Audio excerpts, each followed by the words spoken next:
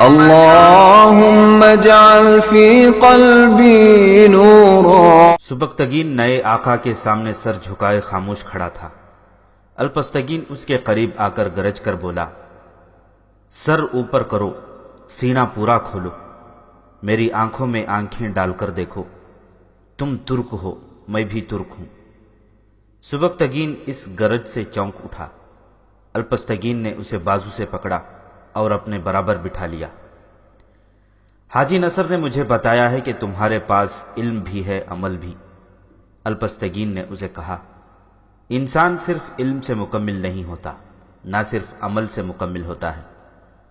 اصل وصف عمل ہے، مگر علم کے بغیر یا کسی عالم کی رہنمائی کے بغیر عمل ناکام رہتا ہے، اور صرف علم انسان کو گوشہ تنہائی میں چھپائے رکھتا ہے۔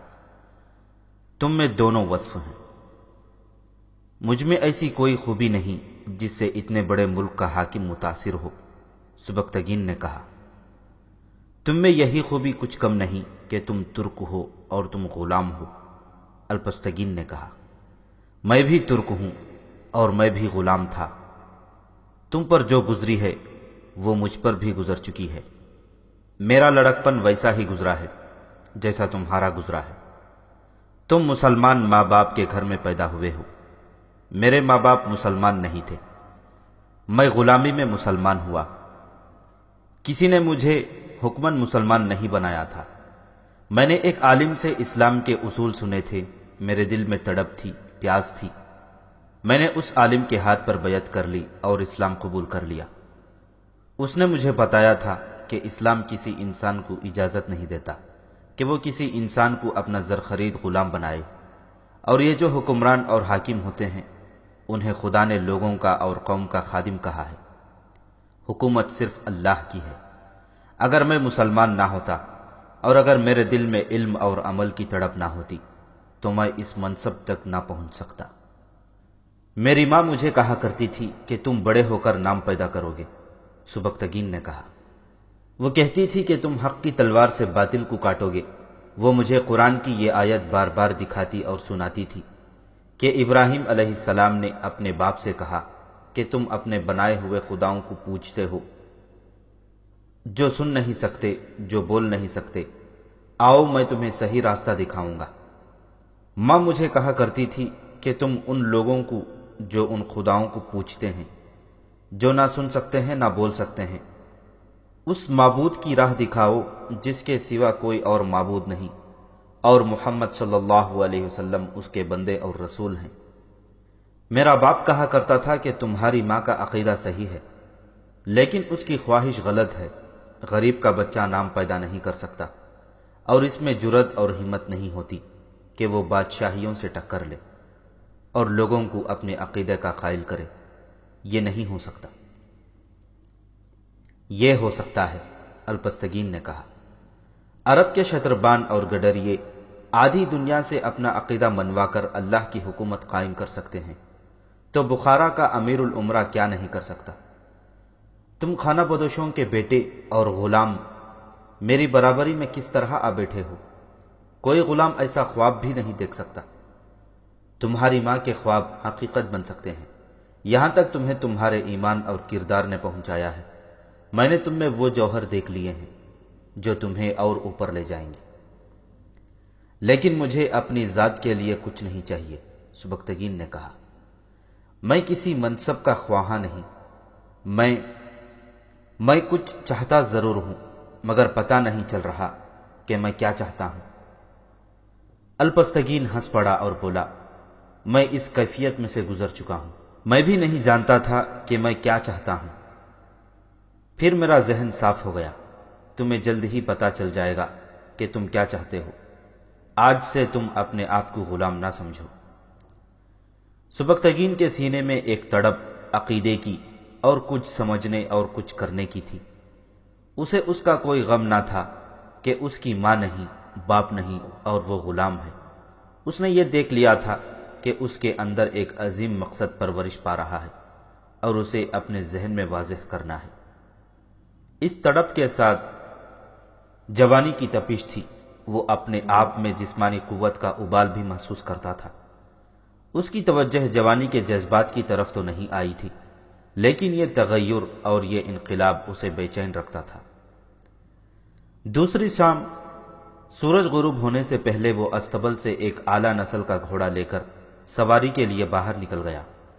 شہر سے دور جا کر اس نے گھوڑا سرپٹ دوڑا دیا اور اس سے جھاڑیاں پھلانگنے لگا۔ اسے دور سے کسی عورت کی چیخ سنائی دی اور گھوڑے کے سرپٹ دوڑنے کے ٹاپو بھی۔ اس نے ادھر دیکھا، ایک سوار گھوڑے سے گر رہا تھا اور گھوڑا بے لگام ہو گیا تھا۔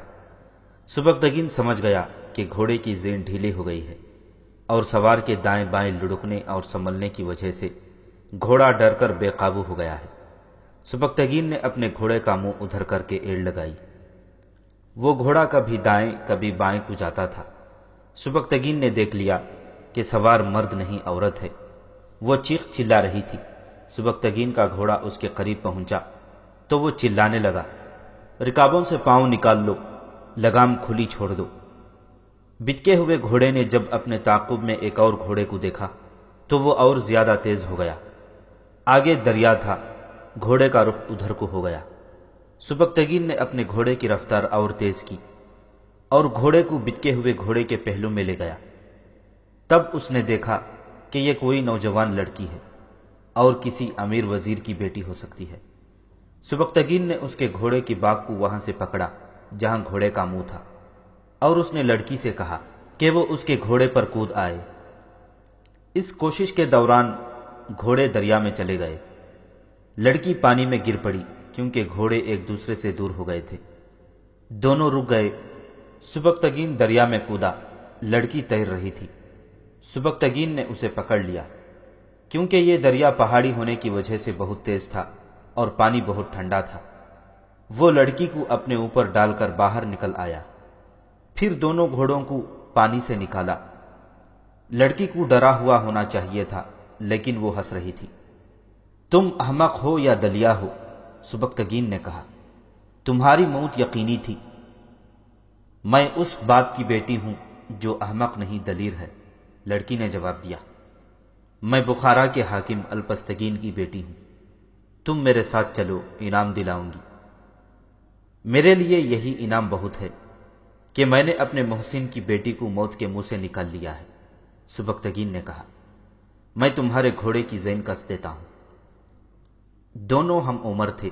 لڑکی خوبصورت تھی، سبکتگین میں بھی جسمانی کشش تھی۔ دونوں شہ سوار تھے۔ لڑکی نے سبکتگین کے ساتھ اپنے گھوڑے کی زین کسی اور دونوں گھر کو چل پڑے۔ راستے میں لڑکی نے اس سے پوچھا کہ وہ کون ہے۔ الپستگین نے اپنے متعلق سب کچھ بتا دیا۔ رات ابا آپ کا ذکر کر رہے تھے، لڑکی نے کہا۔ وہ شاید تمہیں اپنی فوج میں کوئی عہدہ دیں گے۔ اپنی فوج؟ سبکتگین نے کہا۔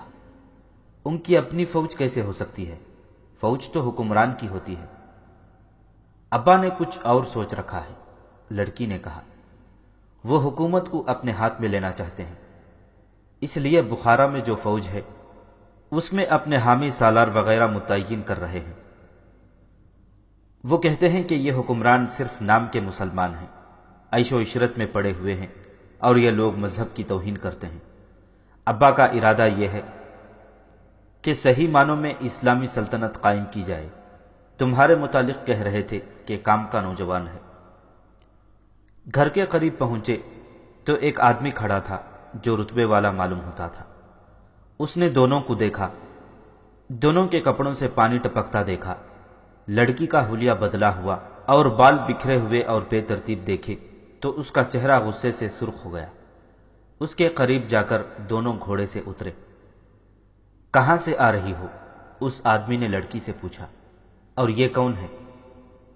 اور تم کون ہو جو حاکموں کی طرح مجھ سے پوچھتے ہو؟ لڑکی نے کہا۔ گھوڑا بے قابو ہو گیا تھا اور مجھے دریا میں لے گیا تھا۔ یہ میرے پیچھے آیا اور دریا سے نکال لایا۔ لڑکی نے سبکتگین کو بازو سے پکڑا اور اسے اپنے گھر لے گئی۔ کون ہے یہ؟ سبکتگین نے پوچھا۔ میرا منگیتر، لڑکی نے جواب دیا۔ ابھی سے مجھ پر حکم چلانے لگا ہے، تم اس سے نہ ڈرنا۔ وہ ایک کمرے میں چلے گئے تھے۔ لڑکی نے بے ساختہ سے سبکتگین کے سامنے آ کر اس کے ہاتھ پکڑ لیے اور پوچھا، تمہاری بیوی ہے؟ نہیں۔ کوئی لڑکی کبھی تمہیں اچھی لگی ہے؟ لڑکیوں کی طرف کبھی دھیان نہیں گیا۔ میں اچھی نہیں لگتی۔ سبکتگین چپ چاپ کھڑا رہا اور اس کی نظریں جھک گئیں۔ تم نے کیا سمجھا ہے؟ لڑکی نے پوچھا۔ مجھے بے حیا سمجھا ہے، بے شرم سمجھا ہے۔ بولو سبکتگین، اگر مجھے یہی کچھ سمجھا ہے تو میں پھر کبھی تمہاری صورت نہیں دیکھوں گی۔ تم کسی اور کی منگیتر ہو۔ یہ میرے ابا کا فیصلہ ہے، لڑکی نے کہا۔ یہ آدمی مجھے پسند نہیں، یہ مجھے لونڈی بنا کے رکھے گا۔ یہ مجھے کہا کرتا ہے کہ گھوڑ سواری چھوڑ دو۔ مجھے اپنے حرم کی زینت بنانا چاہتا ہے، مجھے نمائش کی ایک خوبصورت چیز سمجھتا ہے۔ مجھے ایسا مرد چاہیے جس نے تمہاری طرح لڑکیوں کی طرف کبھی دھیان نہ دیا ہو، اور جو میرے ساتھ گھوڑا دوڑائے، میرے ساتھ دریا میں کود جائے۔ میں حرموں کے بادشاہوں کو بتانا چاہتی ہوں کہ اسلام کا زوال اس روز شروع ہوا تھا جس روز تم نے عورت کو سنگھار اور زیبائش کی زنجیروں میں باندھ دیا تھا۔ تم عورت کو اپنے سفلی جذبات کی تسکین کا ذریعہ بنا کر خوار ہوئے۔ اپنے اوپر شراب کا نشہ طاری کر کے تم ذلت کو عظمت سمجھ رہے ہو۔ عورت ایک طاقت ہے، مگر تم نے عورت کو اپنی کمزوری بنا رکھا ہے۔ سبکتگین، حرم کی عورتوں کے بطن سے جو بچے پیدا ہوتے ہیں وہ عظمت اسلام کے پاسبان نہیں ہوتے، ہو سکتے ہی نہیں۔ میں اس بچے کو جنم دوں گی جو اسلام کو دور دور تک پھیلائے گا، مگر مبلغ اور عالم بن کر نہیں، مجاہد اور تیغزن بن کر۔ میری ماں بھی ایسے ہی خواب دیکھا کرتی تھی، سبکتگین نے کہا، مگر اس کا بیٹا غلاموں کی منڈی میں نیلام ہوا۔ اسلام کے پاسبان تم جیسے غلام ہوں گے، میرے باپ جیسے غلام ہوں گے، لڑکی نے کہا۔ میرے ابا نے تمہیں بتایا نہیں کہ وہ بھی غلاموں کی منڈی میں نیلام ہوئے تھے؟ آج ان کا رتبہ اور منصب دیکھ لو، ان کے ارادے اور ان کا عقیدہ دیکھ لو۔ تمہیں کس نے بتایا ہے کہ تم جس عظیم بچے کے جنم کے خواب دیکھ رہی ہو وہ بچہ میرا ہوگا؟ سبکتگین نے کہا۔ یہ جوانی کا جوش ہے، شباب کا خمار ہے، یہ میرے دل کی آواز ہے، لڑکی نے جوشیلی سی جھنجھلاہٹ سے کہا۔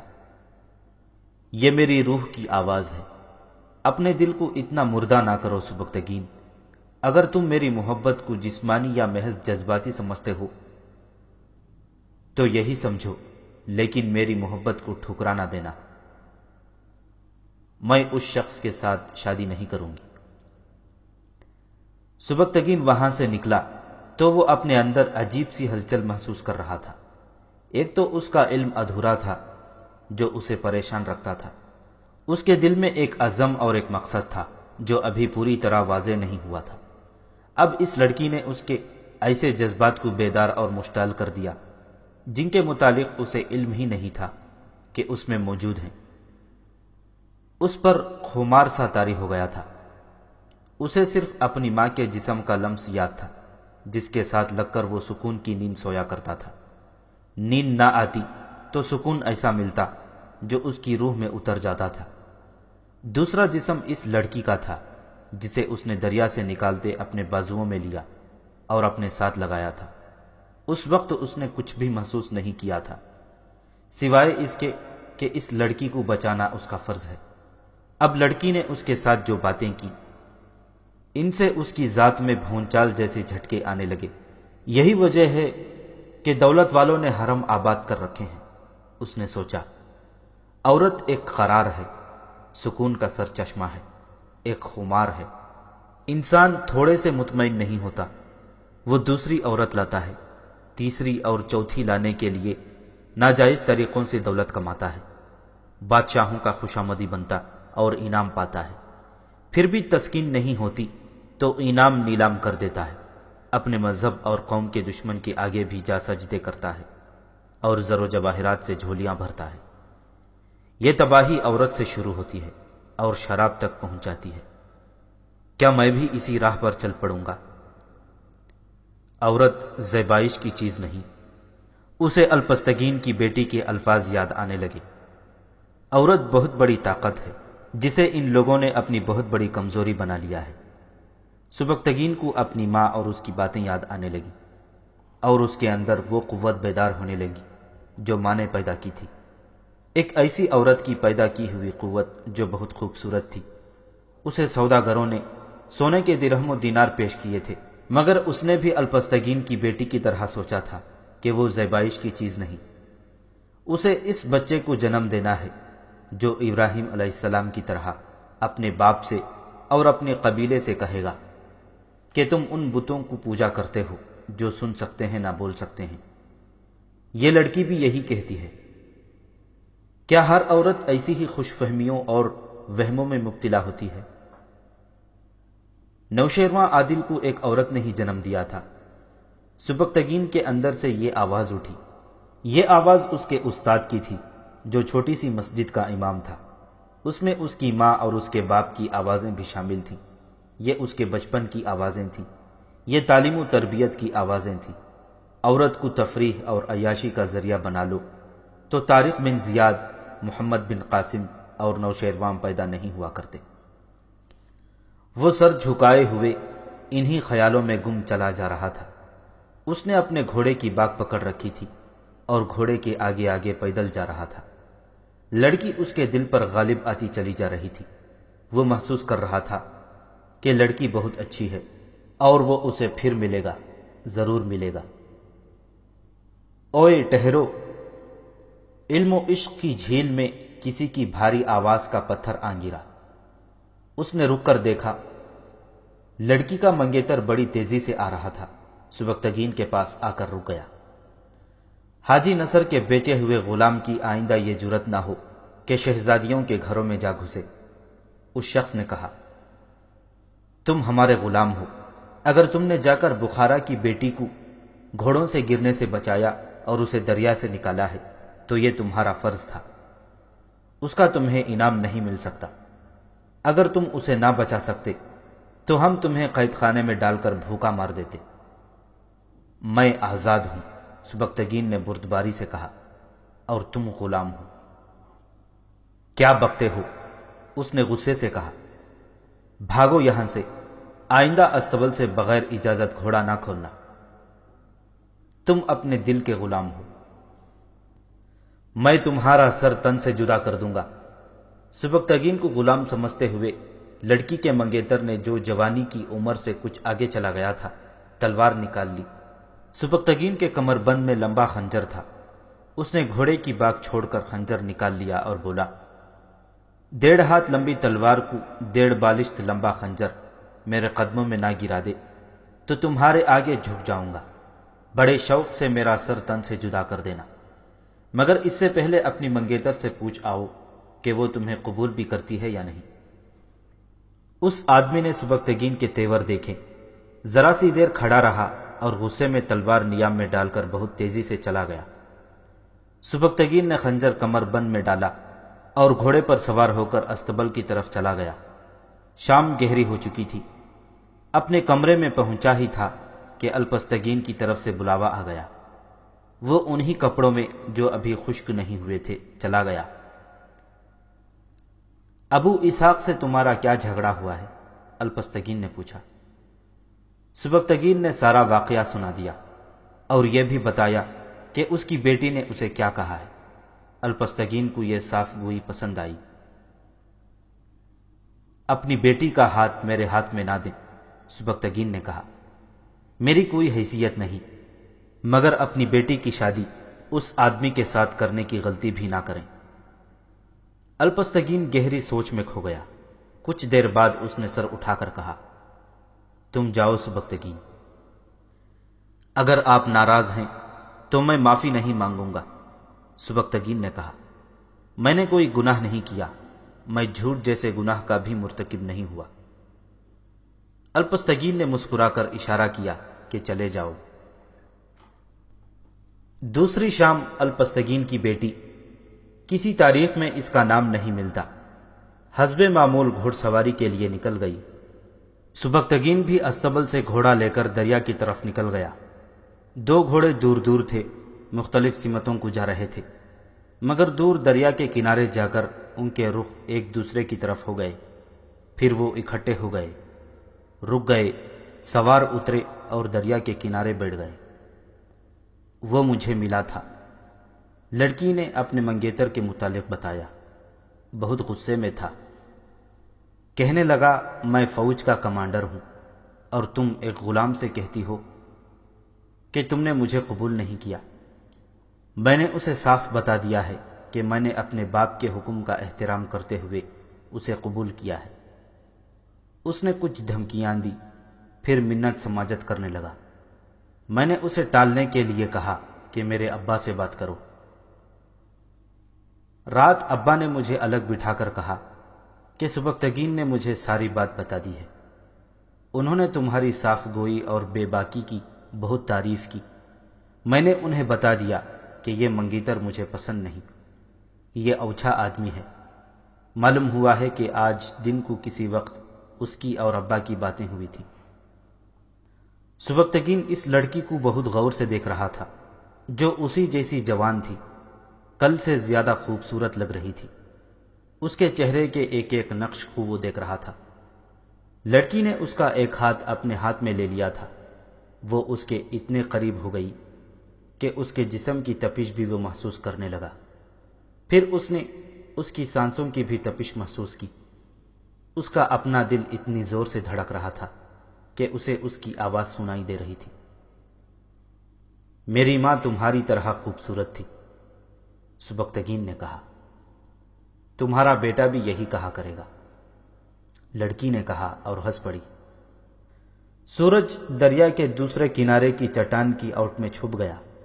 پھر شام گہری ہونے لگی اور دریا کے اس کنارے بیٹھے ہوئے دو سائے ایک سایہ بن گئے۔ دریا کی لہروں کا جل ترنگ اور زیادہ پرسوز ہو گیا۔ ایک مہینہ گزر گیا۔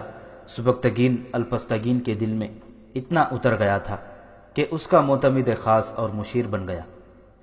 الپستگین نے اسے اپنا ایک منصوبہ ان الفاظ میں بتا دیا تھا: مسلم قوم کا شیرازہ بکھر گیا ہے۔ قوم ریاستوں اور چھوٹے چھوٹے ملکوں میں بٹ گئی ہے۔ کفار انہیں عیاشیوں کا عادی بنا کر انہیں ایک دوسرے کا دشمن بنا رہے ہیں۔ خلافت جو قوم کے مرکز کی علامت تھی، ایک برائے نام منصب بن کر رہ گئی ہے۔ ہمارا حکمران عبد الملک ہے۔ اس کی زندگی میں ہی اس کی گدی کے امیدوار اور اس کے حامی آپس میں لڑنے لگے ہیں۔ میرا ارادہ یہ ہے کہ عبد الملک کے مرنے کے بعد اس کے کمسن بیٹے کو تخت پر بٹھا دوں، مگر اس کا بڑا بیٹا امیر منصور ایسا نہیں ہونے دے گا۔ میں اس صورت میں منصور کا تختہ الٹ کر غزنی میں اپنی خود مختار حکومت قائم کر دوں گا۔ آپ کی فوج جو یہاں بخارا میں ہے، آپ کا ساتھ دے گی؟ سبکتگین نے پوچھا۔ سالار عبد الملک سے نالاں ہیں، الپستگین نے جواب دیا۔ اس کی نسبت وہ میرا حکم ماننے میں خوشی محسوس کرتے ہیں۔ میرا ارادہ یہ ہے کہ غزنی کو مرکز بنا کر ارد گرد کی مسلمان ریاستوں کو متحد کر لوں اور کفار کے خلاف جہاد کا آغاز کر دیا جائے۔ اگر ہم نے ایسا نہ کیا تو وہ وقت دور نہیں جب اسلام کی حکمرانی جو ٹکڑوں میں بٹی ہوئی ہے، ٹکڑا ٹکڑا غائب ہونے لگے گی۔ معلوم ہوا ہے کہ ہندوستان کے حکمران جو مہاراجے کہلاتے ہیں، در خیبر کے راستے ہم پر حملے کے لیے پر تول رہے ہیں۔ غزنی کا تختہ الٹنے کا کام آپ مجھے سونپ دیں، سبکتگین نے کہا۔ اس کے لیے ہمیں بہت بڑی فوج کی ضرورت نہیں۔ منصور اور اس کے حامی حاکموں کو گرفتار کرنا کوئی مشکل کام نہیں۔ اپنے منصوبے کے عملی پہلوؤں اور خطروں پر غور کر لیں۔ اس نے ذرا سوچ کر کہا، آپ محتاط نہیں، اتنے بڑے منصوبوں کی کامیابی کے لیے رازداری ضروری ہوتی ہے۔ آپ کا یہ منصوبہ مجھے آپ کی بیٹی سنا چکی ہے، اسے اس سے بے خبر ہونا چاہیے تھا۔ اب آپ محتاط ہو جائیں۔ اگر آپ نے اپنے راز چھپائے رکھے اور دشمن کے راز حاصل کر لیے تو آپ آدھی جنگ جیت جائیں گے۔ الپستگین کو سبکتگین پر اعتماد تھا، لیکن اسے یہ توقع نہیں تھی کہ سبکتگین اتنا ذہین اور دور اندیش ہے۔ دونوں نے تختہ الٹنے کے منصوبے پر ہر پہلو سے غور کیا۔ اور ایک کارآمد منصوبہ تیار ہو گیا۔ ادھر غزنی کو اسلامی حکومت کا مرکز بنانے کا منصوبہ تیار ہوا، ادھر ایک منصوبہ سبکتگین کے قتل کا تیار ہو گیا۔ یہ الپستگین کی بیٹی کے منگیتر ابو اسحاق نے تیار کیا تھا۔ رتھوں کی دوڑ کا اہتمام کیا گیا تھا۔ یہ فوج کے سواروں کا مقابلہ تھا جس میں سبکتگین کو بھی شامل ہونے کے لیے مدعو کیا گیا تھا، اور اس میں ابو اسحاق کو بھی شامل ہونا تھا۔ بہت وسیع میدان میں مقابلے کے لیے رتھیں کھڑی کی گئی تھی، ہر ایک کے آگے ایک ایک گھوڑا جتا ہوا تھا۔ پہلی دوڑ میں 20 رتھیں تھیں۔ دوڑ شروع ہوئی تو ابو اسحاق نے اپنی رتھ کچھ آگے لے جا کر سبکتگین کی رتھ کے قریب کر لی اور اس کے پہلو کے ساتھ اپنی رتھ دوڑانے لگا۔ سبکتگین نے دیکھا کہ ابو اسحاق اپنی رتھ ذرا آگے کر کے اس کی رتھ کو ایک طرف ہو جانے پر مجبور کر رہا تھا۔ اس طرح اس نے 2-3 بار کیا تو سبکتگین نے اپنی رتھ اس کے گھوڑے کے قریب کر کے اسے ایک طرف دھکیلنے لگا۔ تماشائیوں نے چیخ و پکار بپا کر رکھی تھی، رتھیں ہوا سے باتیں کر رہی تھیں۔ ابو اسحاق نے اپنا ہنٹر جو وہ گھوڑے کو مار رہا تھا وہ سبکتگین کو مار دیا، مگر سبکتگین نے اپنی رتھ اس کے گھوڑے کے ساتھ لگائے رکھی۔ ابو اسحاق نے چلا کر کہا، خدا کے لیے ایک طرف ہٹ جاؤ۔ سبکتگین نے اپنی رتھ پرے ہٹا لی اور اس کے ساتھ ہی ابو اسحاق کا گھوڑا زمین میں دھس گیا۔ رتھ اوپر کو گئی اور گھوڑے سے آگے گری۔ ابو اسحاق ہوا میں اڑا اور اپنی الٹی ہوئی رتھ پر گرا۔ پیچھے آنے والی رتھ کا گھوڑا اتنی جلدی رک نہ سکا، وہ ابو اسحاق کی رتھ پر چڑھ گیا اور ابو اسحاق جو گرنے سے بے ہوش ہو چکا تھا کچلا گیا۔ سبکتگین نے اپنی رتھ روکی اور واپس آ گیا۔ سب دوڑے گئے۔ دیکھا گیا کہ وہاں گہرا گڑھا تھا جس میں ابو اسحاق کا گھوڑا گرا تھا۔ اس میدان میں پہلے ایسا کوئی گڑھا نہیں تھا۔ وہاں درختوں کی لمبی اور خشک شاخیں بھی تھیں۔ ابو اسحاق مر چکا تھا۔ اسی وقت تحقیقات شروع ہو گئیں۔ الپستگین نے اعلان کر دیا کہ جو کوئی اس گڑھے کا راز بتائے گا اسے انعام دیا جائے گا۔ شام تک راز فاش ہو گیا۔ اس دوڑ کا اہتمام ابو اسحاق نے ہی کیا تھا۔ اس نے اپنے ایک ہمراز دوست سے کہا تھا کہ وہ سبکتگین کو دوڑ میں شامل ہونے کے لیے کہے۔ دوست نے یہ اہتمام کر دیا۔ ابو اسحاق نے رات کو یہ گڑھا کھدوایا، اس کے اوپر خشک ٹہنیاں رکھی اور اوپر مٹی بکھیر دی۔ گڑھے کی باقی مٹی میدان میں پھیلا دی۔ ڈھکے ہوئے گڑھے پر اس نے کوئی نشانی رکھ دی تھی۔ ابو اسحاق دوڑ کے دوران اسی لیے اپنی رتھ سبکتگین کی رتھ کے قریب لے گیا تھا کہ اسے گڑھے کی سیدھ میں لے جائے۔ سبکتگین کو تو معلوم ہی نہیں تھا کہ اسے موت کے گڑھے میں لے جایا جا رہا ہے۔ اس نے ابو اسحاق کی رتھ کو اپنی رتھ سے پرے دھکیلنا شروع کر دیا۔ اتنے میں گڑھا آ گیا۔ یہاں آ کر ابو اسحاق نے چلا کر کہا کہ خدا کے لیے ایک طرف ہٹ جاؤ، مگر گڑھا آ گیا۔ ابو اسحاق اپنے ہی کھودے ہوئے گڑھے میں اپنے گھوڑے اور رتھ کے ساتھ ایسا گرا کہ موت سے بچ نہ سکا۔ اس نے دوستوں سے کہا تھا کہ سبکتگین کو مار کر وہ الپستگین کی بیٹی کے ساتھ شادی کر سکے گا۔ خدا نے تمہیں کسی عظیم کام کے لیے زندہ رکھا ہے۔ الپستگین نے سبکتگین سے کہا، میں تم سے وعدہ کرتا ہوں کہ میرے منصوبے کی کامیابی کے لیے تم نے وہی کارروائی کی جو تم نے بتائی تھی تو تم میرے داماد ہوگے اور مجھے اس پر فخر ہوگا۔ اس واقعے سے ایک آدھ سال بعد غزنی کا حکمران عبد الملک مر گیا۔ الپستگین نے اپنے اثر و رسوخ سے کوشش کی کہ عبد الملک کا چھوٹا بیٹا تخت نشین ہو، لیکن بڑے بھائی منصور کی موجودگی میں الپستگین کی خواہش پوری نہ ہو سکی۔ 2 روز بعد سبکتگین 300 منتخب سواروں کے ساتھ غزنی گیا اور ظاہر یہ کیا کہ وہ بخارا کے لوگوں کی طرف سے مبارکباد پیش کرنے آیا ہے، مگر اس نے اندر جا کر منصور کو گرفتار کر لیا اور اس کے سواروں نے ہدایت کے مطابق محافظ دستے کو گھیرے میں لے کر ہتھیار ڈلوا لیے۔ منصوبے کی اگلی کڑی کے مطابق الپستگین نے جو فوج کے ساتھ غزنی کے قریب آ چکا تھا، طوفان کی طرح آ کر شہر کے اہم مقامات پر قبضہ کر لیا۔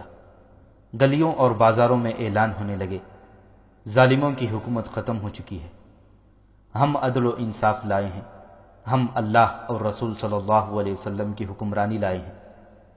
پہلے روز سے ہی ایسے احکام جاری کیے جانے لگے جو لوگوں کی فلاح و بہبود کے لیے تھے۔ جوں جوں دن گزرتے گئے، لوگ نمایاں طور پر محسوس کرنے لگے کہ ظلم و تشدد، تنگ دستی اور بے انصافی کا دور ختم ہو چکا ہے۔ انہوں نے دل و جان سے نئی حکومت کو قبول کر لیا۔ الپستگین کی حکومت 962 عیسوی 451 ہجری میں قائم ہوئی تھی۔ اس نے سبکتگین کو امیر الامراء بنا دیا اور اپنی بیٹی کی شادی اس کے ساتھ کر دی، مگر اگلے ہی سال 963 عیسوی میں الپستگین مر گیا۔ اس کے بیٹے اسحاق نے باپ کی گدی سنبھال لی، مگر خوشامدیوں اور چاپلوس قسم کے مشیروں کے گھیرے میں آ گیا۔ وہ اس سے اپنے مطلب اور مفاد کے احکام صادر کرنے لگے جو اس کے باپ کے احکام کے الٹ تھے۔ لوگ ایک بار پھر پریشان ہونے لگے۔ امیر سبکتگین نے ایک بار پھر دانش مندی اور جرأت کا مظاہرہ کیا، اور ایک صبح لوگوں نے یہ خبر سن کر سکون محسوس کیا کہ ان کے حاکم اسحاق کو قید خانے میں ڈال دیا گیا ہے اور ان کا نیا سلطان سبکتگین ہے۔ یہ ایک لمبی داستان ہے کہ سبکتگین نے کس طرح اسحاق کو معزول کیا اور کس طرح قوم کی کایا پلٹ دی۔ اس نے فوج اور لوگوں کے دل جیت کر کچھ اور علاقے اپنی سلطنت میں شامل کر لیے اور سب سے پہلے ہندوستان کی طرف توجہ دی۔ اس نے ایک رات خواب دیکھا کہ اس کے محل کے ایک کمرے میں ایک درخت پیدا ہوا جو بڑھتا گیا، چھت پھاڑ کر اوپر چلا گیا اور اتنا زیادہ پھیلا کہ آدھی دنیا پر سایہ کر لیا۔ اس خواب نے سبکتگین کو پریشان کر دیا۔ اس نے خواب اپنی بیوی کو سنایا، وہ چپ رہی۔ اس کے فوراً بعد اس کے گھر بیٹا پیدا ہوا۔ اس سے یہ پریشانی اپنے آپ ہی دور ہو گئی۔ اس کی بیوی نے اسے کہا، آپ کے خواب کی تعبیر آپ کے سامنے آ گئی ہے۔ میں نے اس بچے کو جنم دیا ہے جو باطل شکن ہوگا۔ آج محرم کی 10ویں ہے، اس اشارے کو سمجھیں۔ سبکتگین نے بچے کا نام محمود رکھا۔ بچہ خوبصورت نہیں تھا، اس کا رنگ گہرا سانولا تھا، مگر سبکتگین نے اسے اپنی توجہ کا مرکز بنا لیا۔ بچپن میں ہی اسے قرآن حفظ کرانا شروع کر دیا۔ اس کے لیے خاص اتالیق رکھے جنہوں نے محمود کو علم بھی دیا اور جنگی تربیت بھی۔ وہ 15 سال کا ہوا تو باپ اسے راجہ جے پال کے خلاف جنگ میں لے گیا۔ اسے ہندوؤں کے خلاف لڑا کر کہا، تم بت شکن بنو گے، اور یوں نوشیروان عادل کی نسل سے ایک بت شکن پیدا ہوا۔